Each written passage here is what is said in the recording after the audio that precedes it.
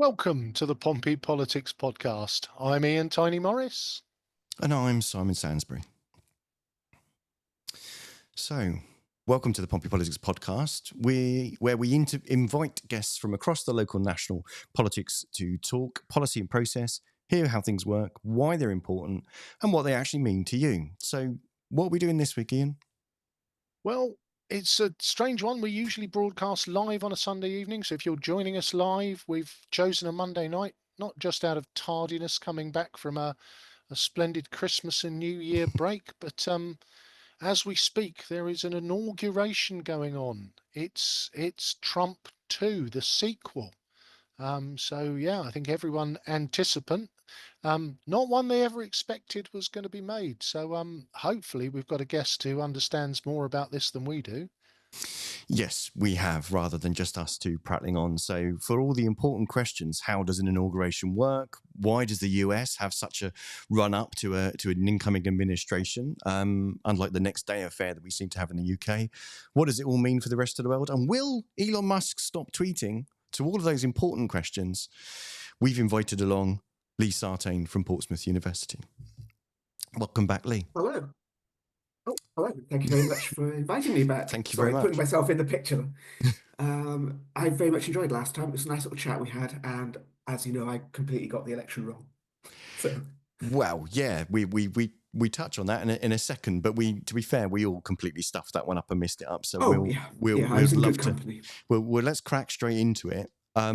So in that respect, I'm taking the odds. You're taking the evens, Ian? Oh yeah. Okay. So as you say, last time we met, we were all convinced Trump was going to win. How the hell did we all miss that? I think there was a good reason why we thought he wouldn't win. Mm-hmm. One was, I guess, just desperate hope.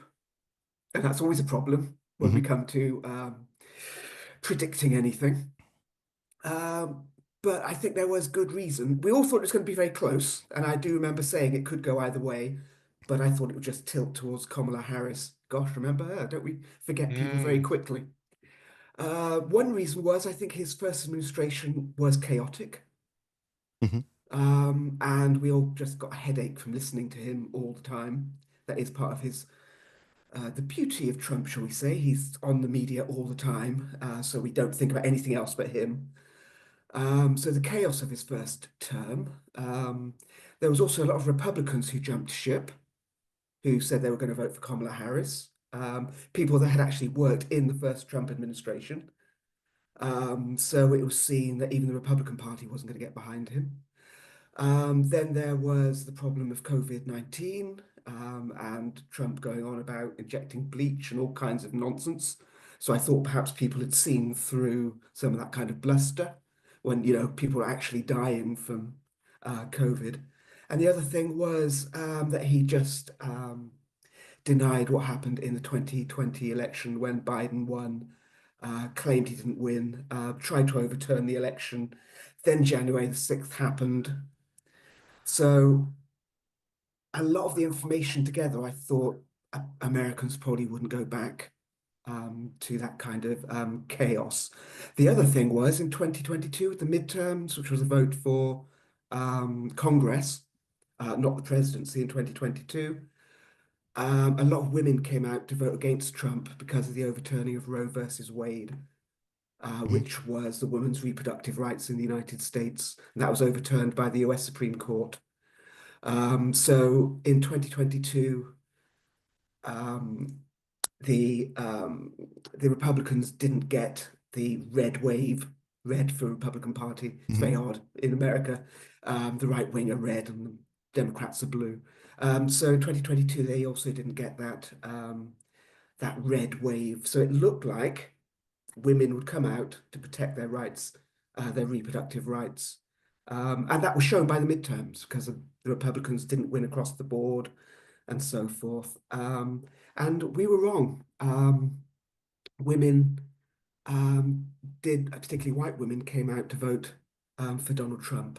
Although in local referendums in particular states like California, Wyoming, Mississippi, across America, they voted to retain their rights. At a national level, They thought Trump obviously offered something that Kamala Harris didn't. So in the end, it was the economy. It's the economy, stupid, as we always say. And it was inflation. Inflation corroded all of Biden and the Democrats' support. So it wasn't the abortion election we thought it was going to be. It was the economy, which absolutely unforgivable. We should have seen this kind of coming. So Trump talked about inflation, he talked about immigration, and it was those two things together, I think, which really drove him to win in the election. That Okay. said, it wasn't a complete landslide, as Trump keeps telling us, till we start to believe him.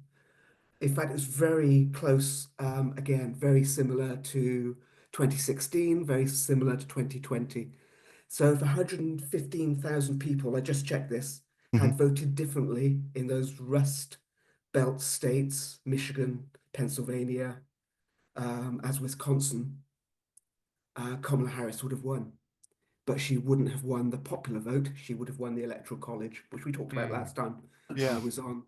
So it's not that kind of landslide. I mean, it's a convincing win. I'm not kind of saying it's not, but it's these are the past three elections have been extraordinarily close.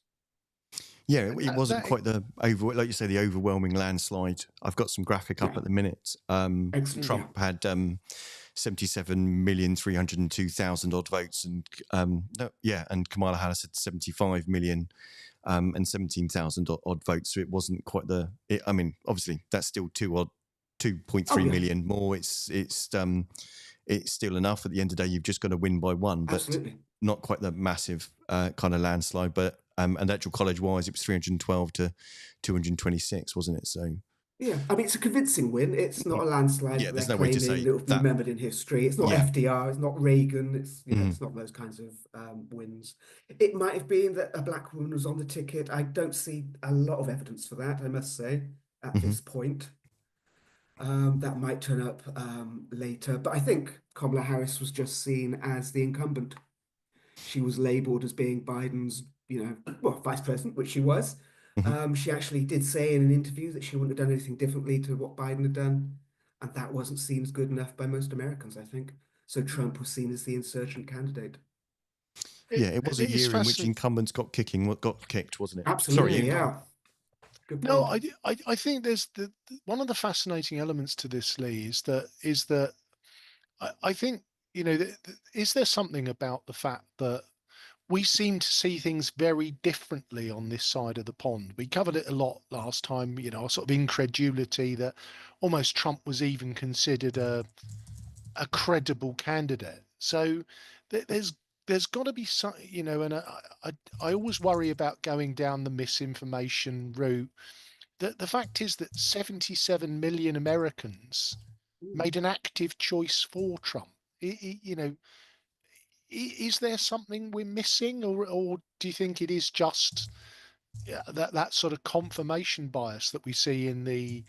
in the US media that means if that's the way you lean, um, you tend to end up leaning further that way? Yes, I think we have to accept the fact that some people like Trump. I think this is, and they like what he says, and they think he is a successful businessman, and he will make America great again, as he keeps saying over and over.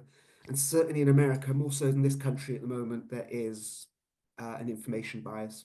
People will just go to get confirmed in their beliefs. There's no balance in their media at all. So all that stuff about Donald Trump being prosecuted for the January 6th attempted insurgents, that he got prosecuted for being for sexual assault, for various felonies. People just assumed it was Biden going after him because he had control of the Justice Department.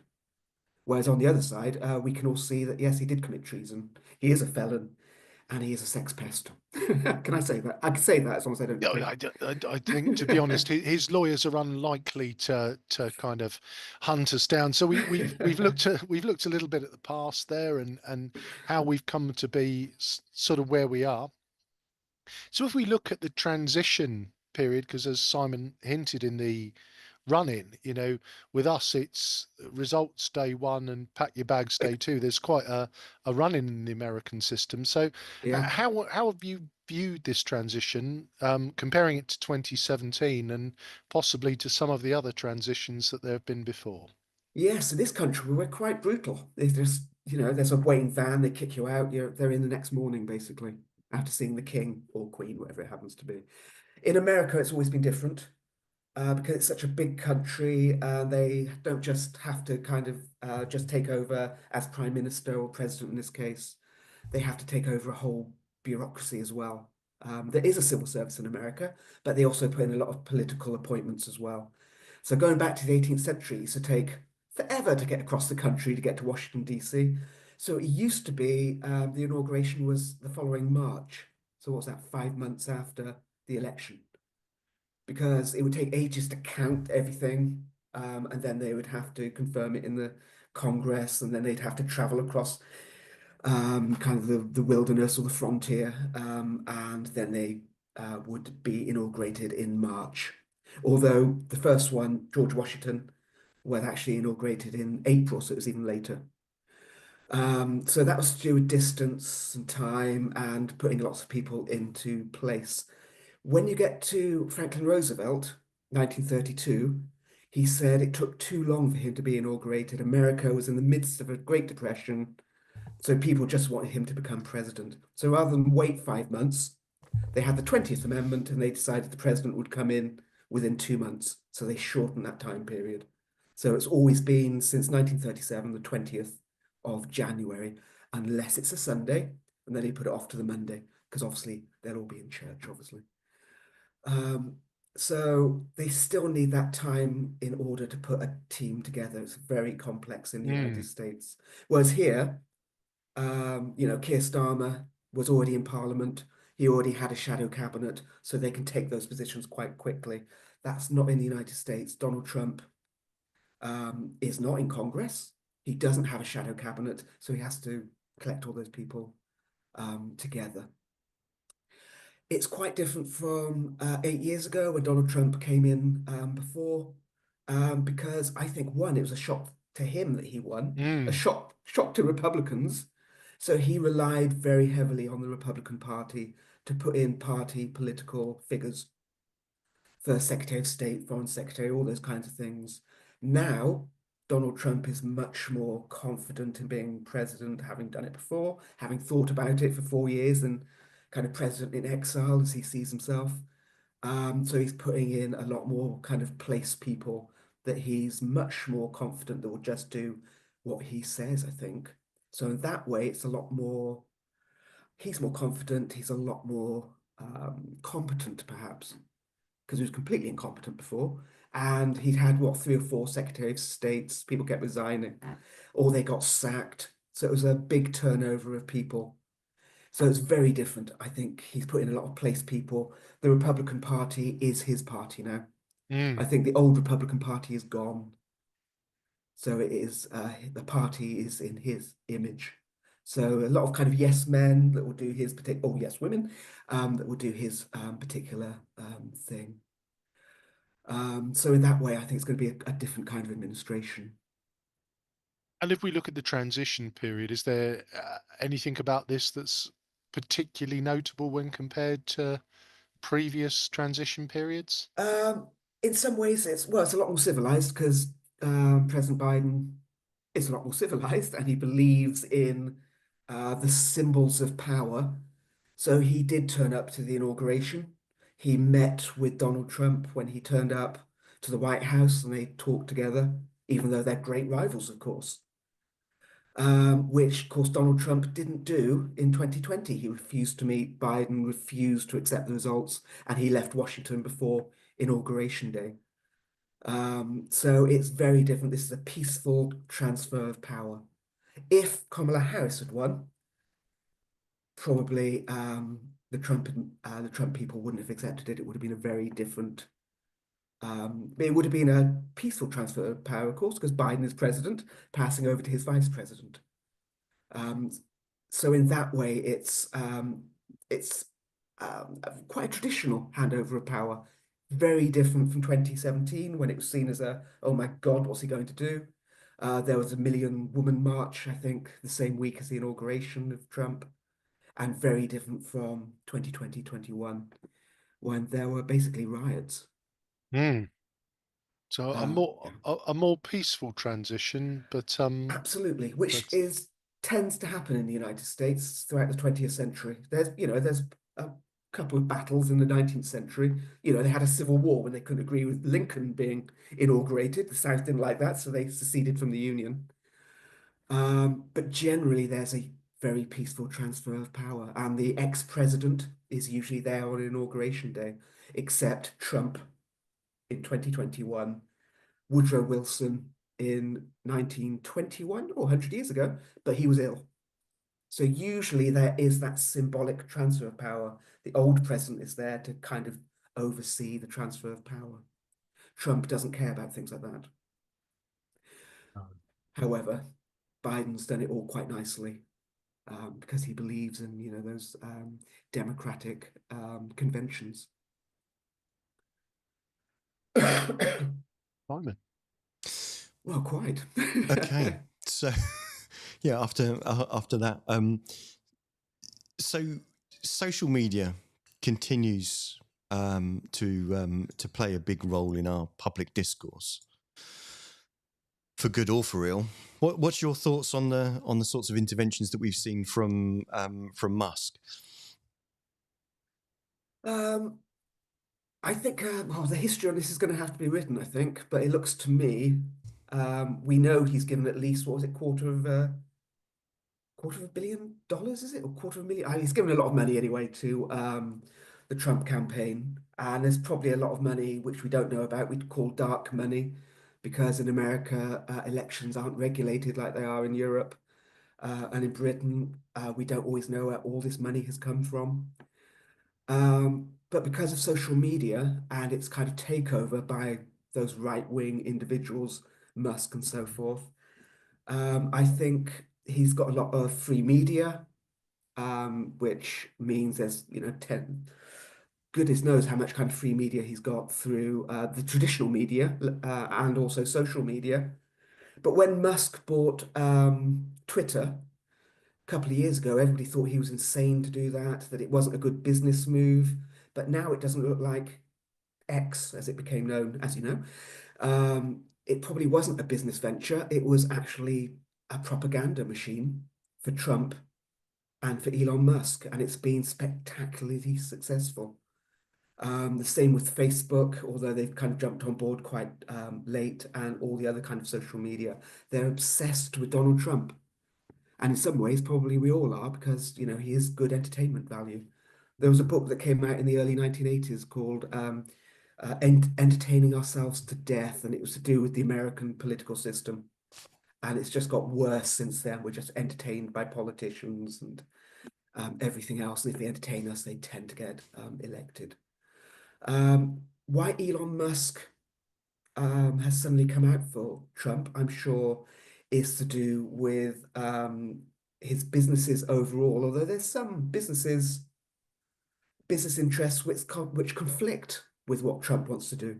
During his inauguration speech, Trump said that he was going to suspend all money coming from the government for the infrastructure for electric cars. And of course, with Tesla, Elon Musk is a big pusher of electric cars, if I can put it that way. Mm.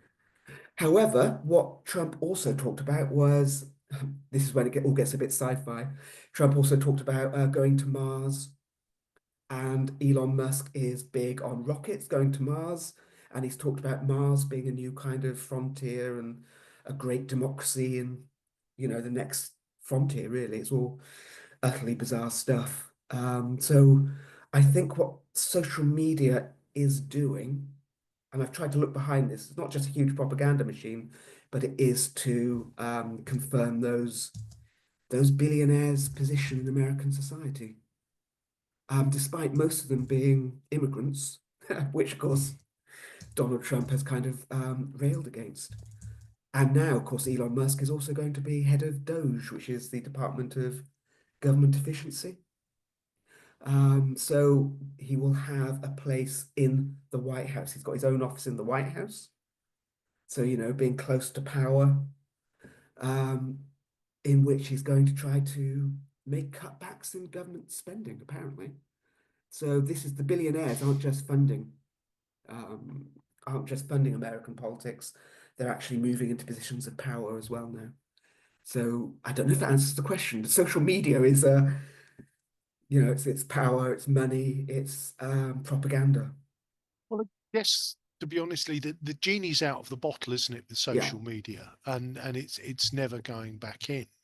Um, Now, interestingly, in the social media space, the the the sort of staged end of TikTok and its resurrection this morning. I mean, uh, that just. I mean, I think everyone was confused about that in terms of, you know, I don't know whether that's a rival platform to X or something different, but it it it all just seems slightly absurd.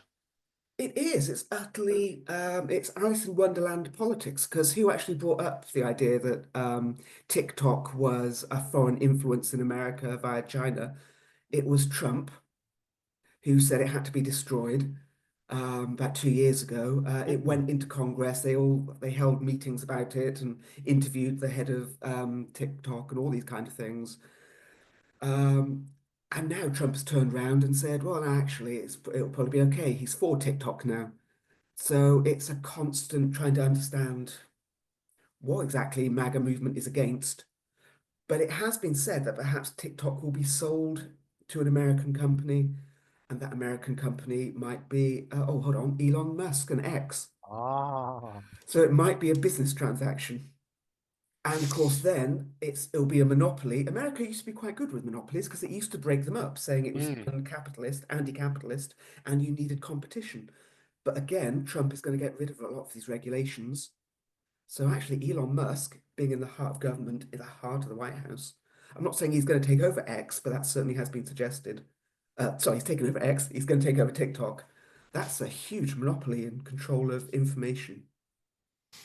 Indeed, and it is that piece where, when we look through that lens, it does it can, you don't have to make join too many more dots before you Mm. get into an Orwellian 1984 scenario.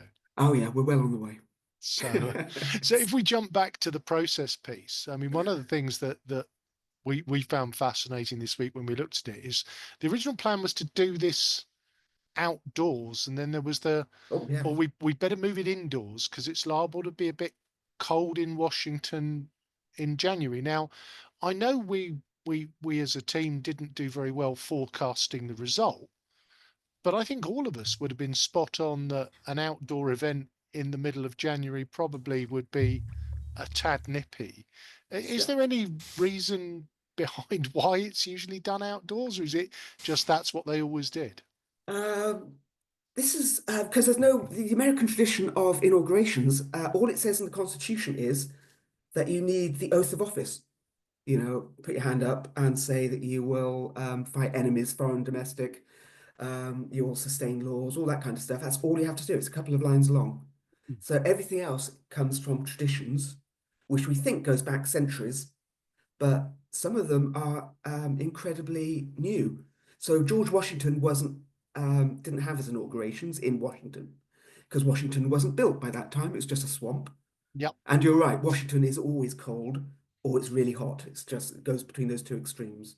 So Washington was inaugurated in New York City and then Philadelphia. The first president who was inaugurated was John Adams, the second president in 1797. That was in the House of Representatives in Congress.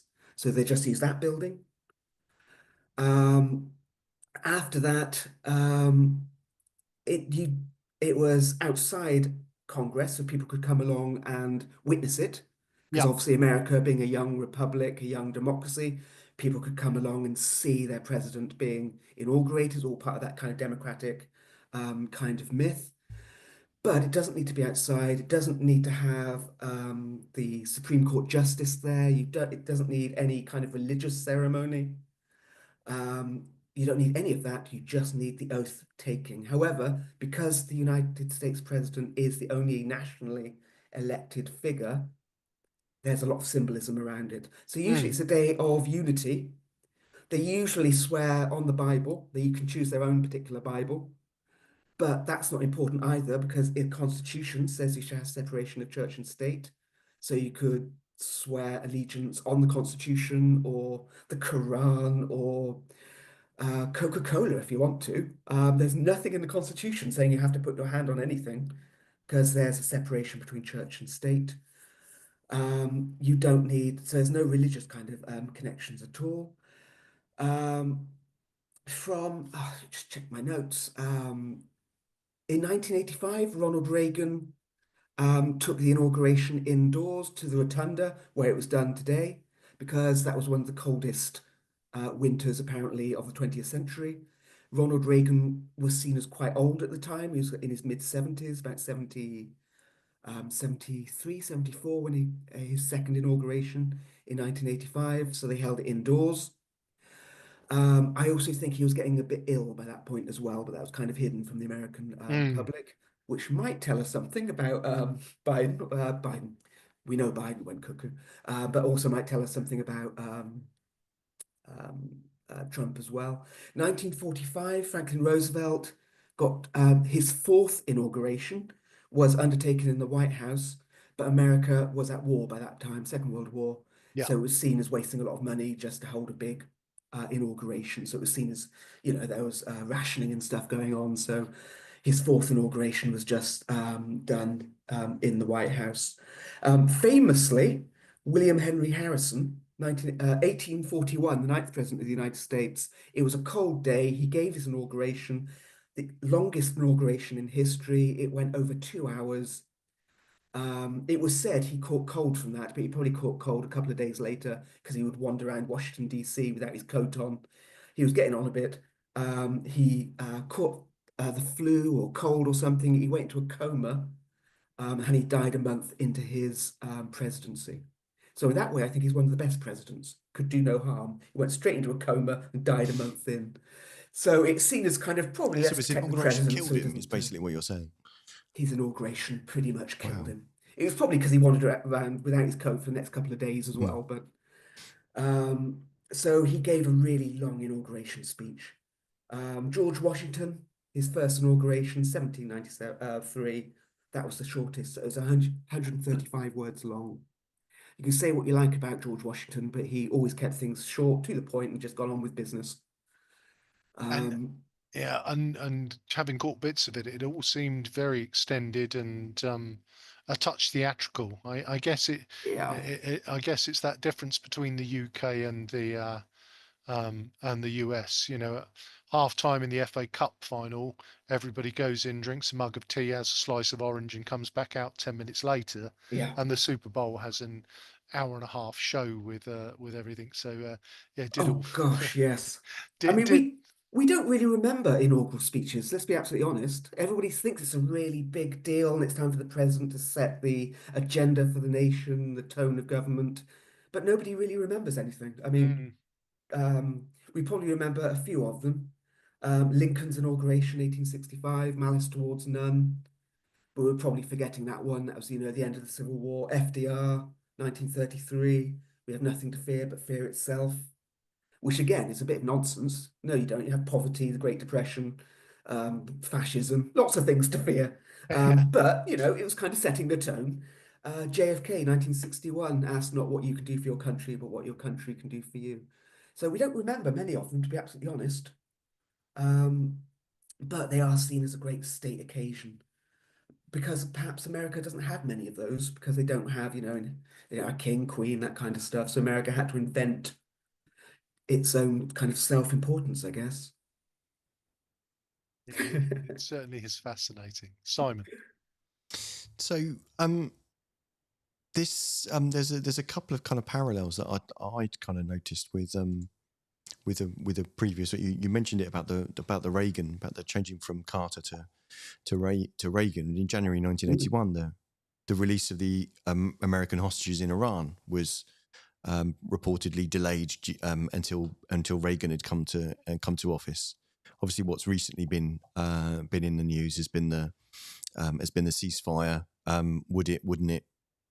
It was delayed by moments for over a couple of details, and then coming to action. But is the Israel-Gaza ceasefire, is it victory for Trump or is it victory for Biden? I'm going to be absolutely honest. I'm not entirely sure at this point. This kind of peace deal has been up at least around since about May, Yeah. I can tell. So it could be, and this sounds entirely plausible, that Trump kept putting this off so it would get towards Inauguration Day. He certainly mentions it in his inauguration speech. It's the only time that Biden and Kamala Harris stood up and applauded. He didn't need help. Biden managed to get up by himself without any assistance. So in that way, he might have put this off, so it could be seen that he's kind of bringing in an age of peace, which is utterly bizarre. However, a lot of this is to do with Biden, really, I think. But he did keep, from what I could tell, and I did look this up this morning, he did keep the Trump administration on board. He did take on a special envoy from Trump. I've forgotten his name. I apologize. So the incoming Trump administration was kept on board with it all. So in that way, if Trump had said, no, I'm not going to accept that peace treaty, it would have been thrown to the wall. It wouldn't have been successful. So in that way, it's kind of split between them. But certainly it seems as though Trump has delayed this. So it looks like it's entirely his influence. But of course, Trump says everything is to do with him if it's a good thing. And if it's not, it's immigrants, it's transgender people, or whoever it happens to be. Yeah. This also happened you're absolutely right, 1981 with Reagan, his first inauguration. But Trump went behind and this is being documented, went behind the Carter administration. And so Reagan went behind the Carter administration. Yeah, told the Iranian government they'd get a better deal with him. Right. Which, of okay. course, is insane and Yeah. technically treasonous. But this is also what Nixon did in 1968. He let the North Vietnamese know that they'd get a better deal from him rather than having a peace deal with Lyndon Johnson in 1968. Again, this has all been documented. So Republicans tend to do that. And it's not seen as, it's not seen as very gentlemanly, but, it's good optics. And of course, Carter was seen as a terribly failed president. And as we know, he's just died. There's still a state of mourning in the United States. When Carter was inaugurated, I think, the only president to walk from Congress back to the White House after he's been inaugurated, because he was seen as taking government back to the people. He said he would never lie to the American people, which, let's be honest, is a daft thing to say if you're a politician, really. So Reagan coming in is showing that he's much more professional. He can get things done. The Iranian hostage situation didn't do any favors to Carter during the 1980 election. In fact, Carter was seen as pretty incompetent, I think, during that kind of time period. Yeah, he didn't seem to kind of do very well, but maybe, I don't know, maybe reading between the lines, and we'll probably never know that, maybe the whole thing of like, well, you won't actually get a better deal with me, but you should leave it till now because of XYZ. We'll just never know to fill in the cracks. And quite often this is very unofficial as well. And what we have to remember, the Iran-Contra affair, which I won't go into here because it's mind-blowingly insane. But Ronald Reagan was selling weapons to the Iranian government. Yeah. And that money he sent to the Contra rebels in Nicaragua, which Congress said he couldn't do. He should have been impeached over that. So Reagan actually has form in these kind of very strange dealings. You might say, well, foreign policy is that kind of weird, and you have to deal with your enemy on occasion. But in public, Ronald Reagan was saying Carter was just foolish to be able to try to deal with these people. But Reagan's a much luckier president. You might say more competent. I think that's fair enough. Carter was perhaps before his time with his kind of environmental policies and those kinds of issues. Well, indeed. And No, I was just going to say you mentioned optics there, and obviously if we look over the last few weeks, the Gulf of Mexico is about to become the Gulf of America. Um, Greenland Oh, and the Panama Canal. Not sure what Trump's liking either of those. Return to drilling for oil. It's been a really a spectacular list yeah. of of and I think he mentioned it in his inauguration speech. No more wars. I think humanity's been pushing for that for a while. Um, Absolutely. if we look at that, uh, I love the phrase. It's mine. I'll trademark it. A potpourri of hyperbole. Oh, How that many? trips off the tongue very nicely. What Gilbert what can you O'Sullivan would have been say? proud. What can you say about that list? Um, it's quite an impressive list. But he didn't do all these things in his first term. So one of the questions I would say is, why didn't you do that in your first term?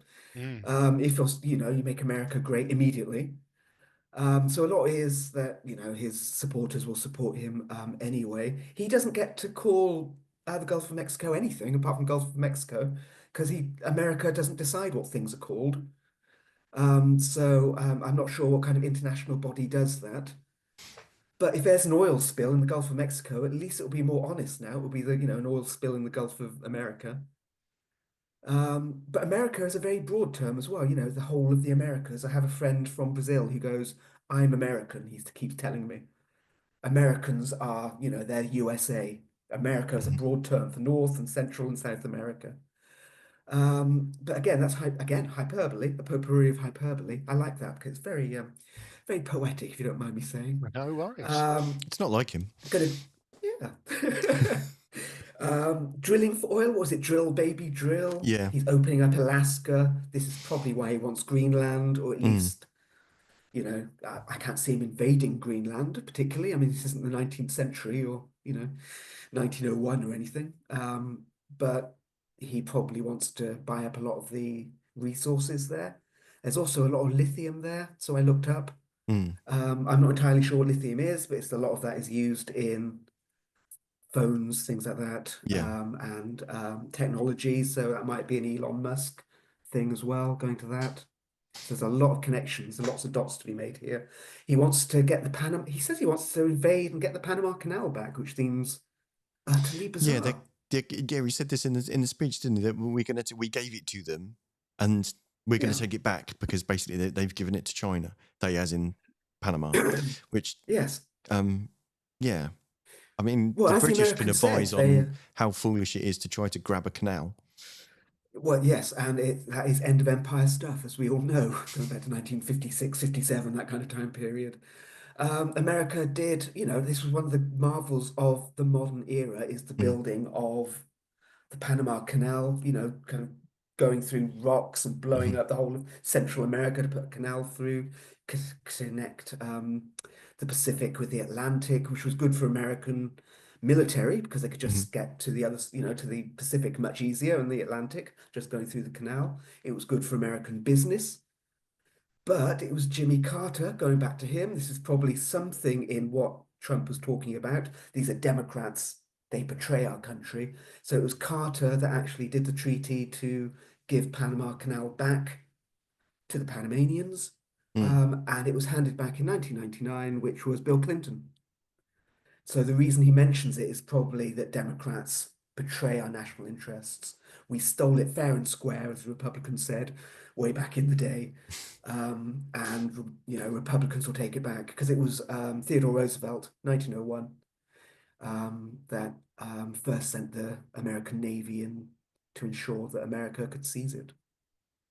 And you And mentioned Theodore Roosevelt's a much more interesting president than in many ways. He's an environmentalist. Yes, he was an imperialist, but he sets up all the public parks in America.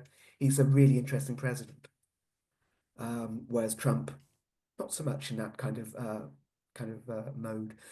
Oh, what Trump did mention in his speech was William McKinley, which is a president that no one's ever heard of.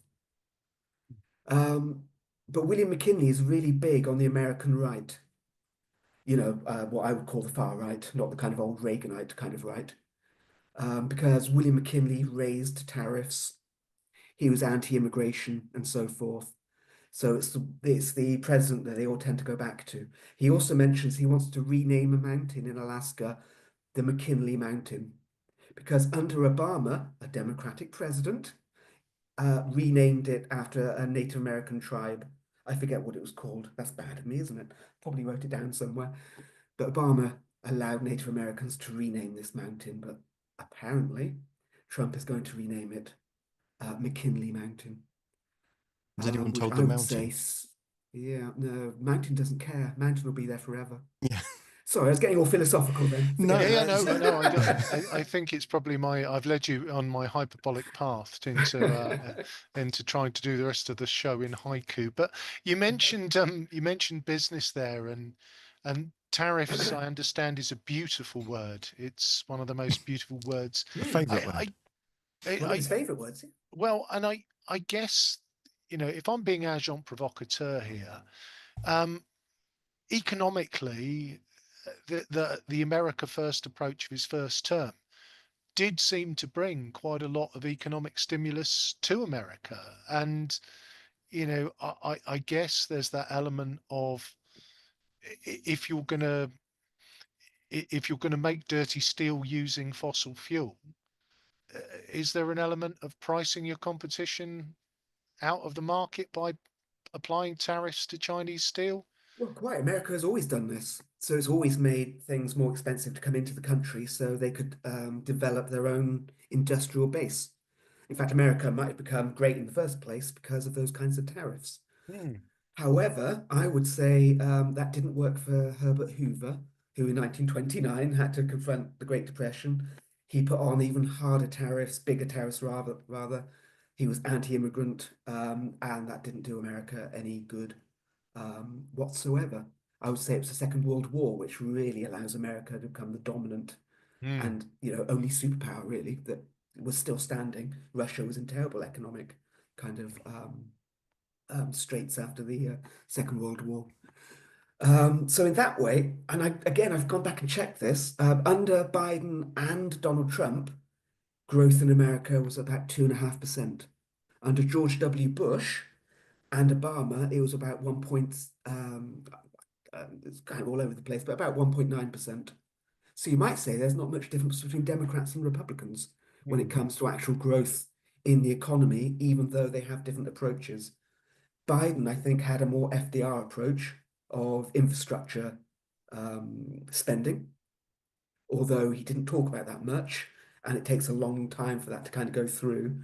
Whereas Donald Trump, George W. Bush, you lower taxes, you put kind of an adrenaline shot into the economy. And both might achieve growth, and it depends if you're on the right or the left, which you think is better. Both have different social consequences as well, is the issue, I would say. Yeah, and it is clear from a lot of the research that I did, in the sort of post-election result, that it would appear that the ordinary American felt they had been better off under the first.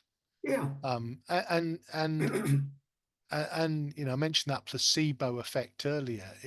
Is there something in that in terms of actually it's not necessarily about the money in your pocket, but it's how you feel? I guess I'm still kind of searching around for Yes. so good they backed him twice. Well, quite. I think there's something in that. I think this is an emotional response to Trump, to make America great again, which isn't the first time that phrase has been used. Ronald Reagan used it, and it goes back to Calvin Coolidge and um, back to the beginning of the 20th century. So it's being used every now and then. People felt well off in 1984, so they gave, Reagan, and again, he lowered taxes, cut spending, didn't do anything about, there's a lot of poverty in America. Poverty widened, but people generally felt a lot more positive. So is that psychological effect that America is still engaged, and God is on its side. It's called American exceptionalism, that America feels that it is unique in the world. So it's an emotional response to voting, which we shouldn't underestimate in this country or in other places. So in that way, I think you're absolutely right that people felt much better off under Trump in his first administration, even though Obamacare was undermined. So people's, it's difficult to get health insurance, particularly if you had a chronic disease, these kind of things.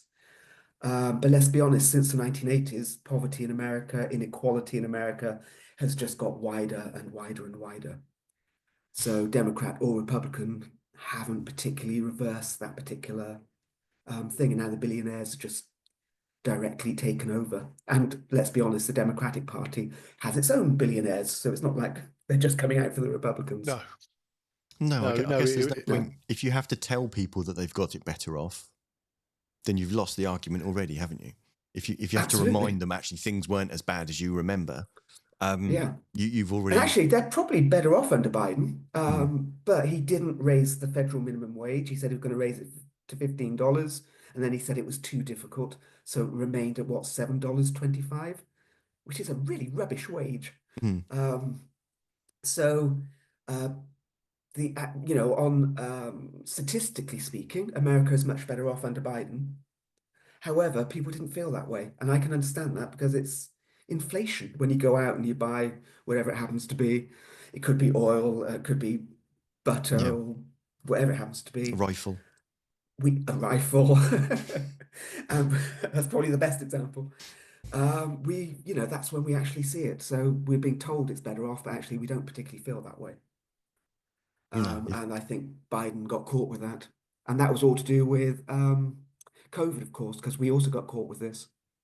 mm, So you pump the economy to keep it going so it doesn't collapse during COVID, increases inflation, then you have to spend 3 or 4 years getting rid of inflation. I mean, I'm not an economist, mhm. so it's kind of tentative in my own mind, but it Yep. seems to be it's happening around the world. And again, that, of course, the incumbents are going to get the blame for that. That seems Yeah, just I logical mean, to me. they seem to make a political football of blaming the president for the price of gas or petrol, as we would call it. Yeah, Whereas the federal government doesn't mandate the price of petrol. no. And America is a major exporter of oil. Mm, So to actually just dig up more oil, that doesn't go to the American public. Trump isn't going to nationalize BP and all the kind of major no. oil industries. So that will go to private companies, and that might bring prices down. The National Reserve, certainly the president can buy a lot more oil from the National Reserves and then release it, so it will bring down Hmm. the price of oil.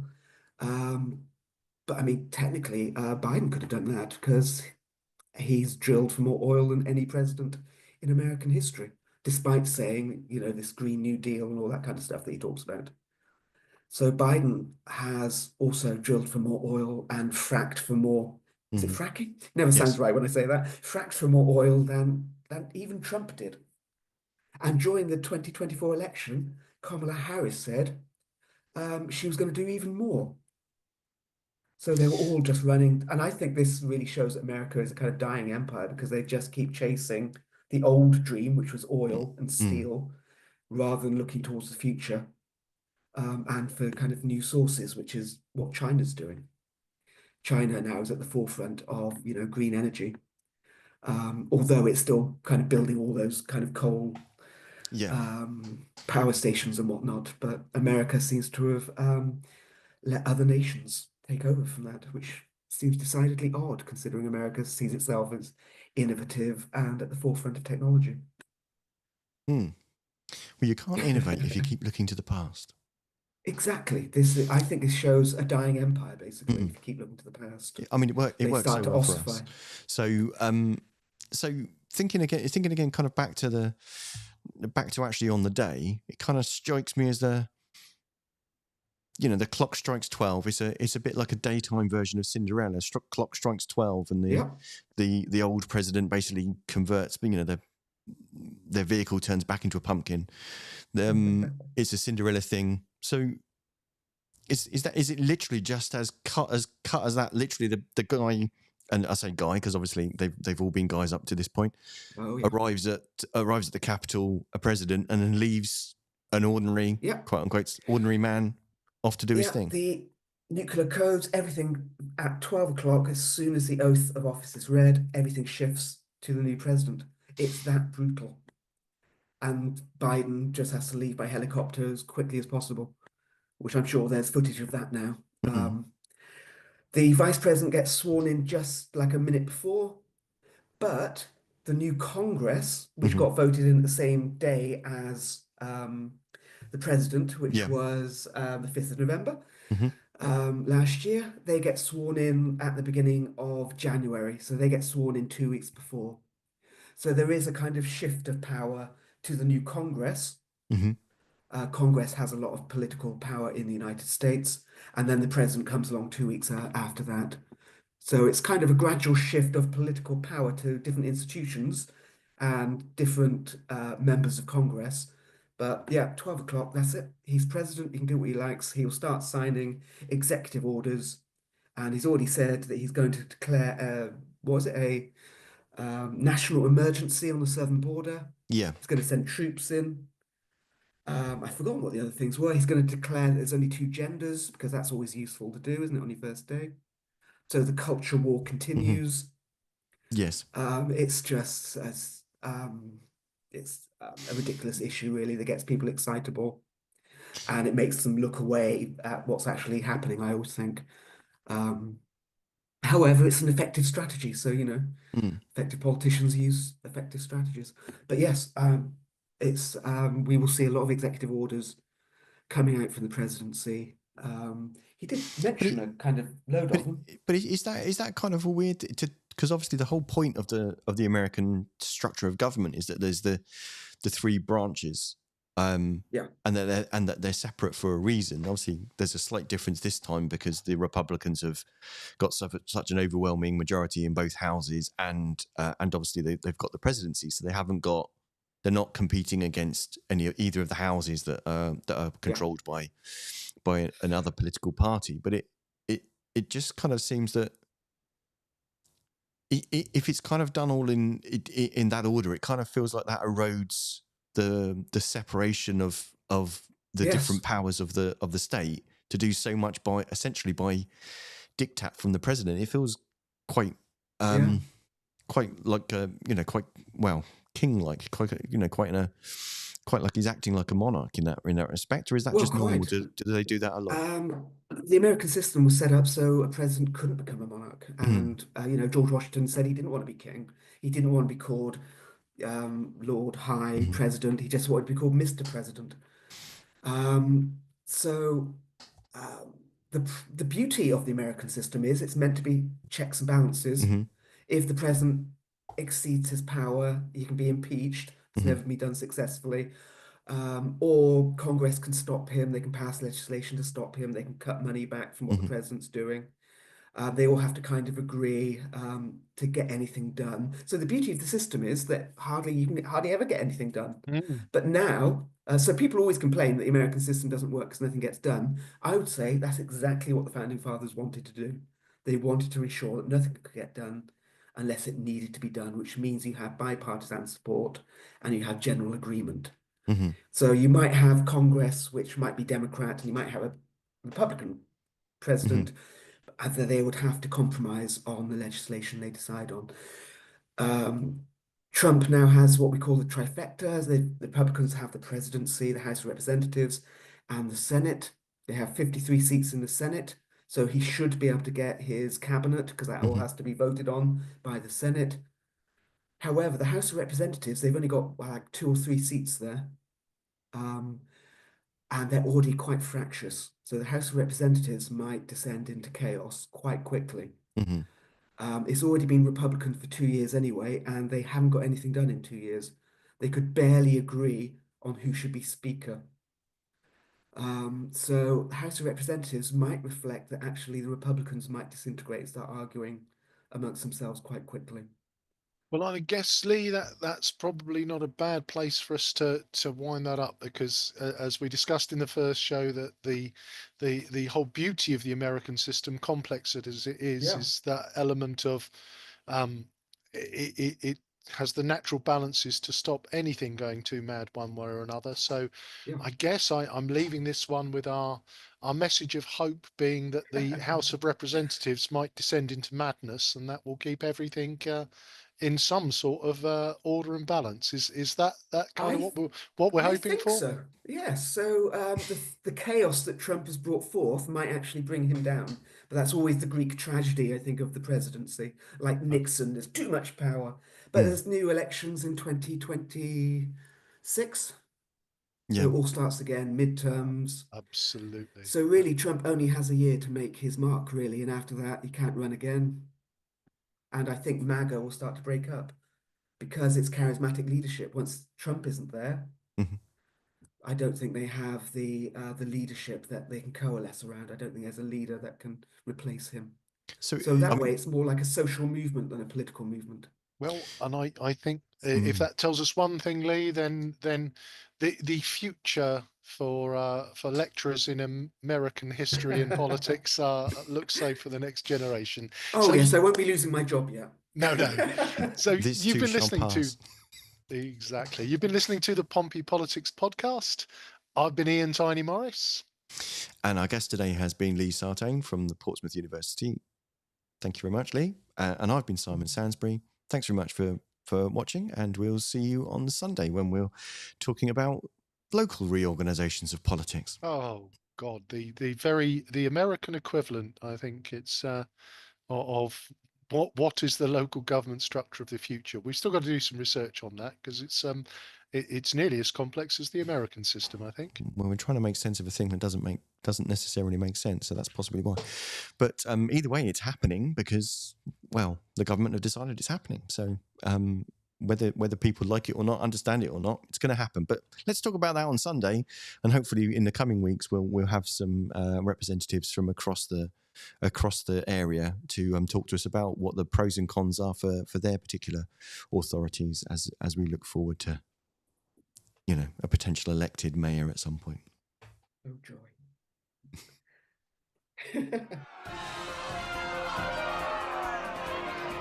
Don't forget to like, follow and comment on Facebook, or comment and subscribe on YouTube. Find us on all the social media platforms: Facebook, X, YouTube, Threads, LinkedIn.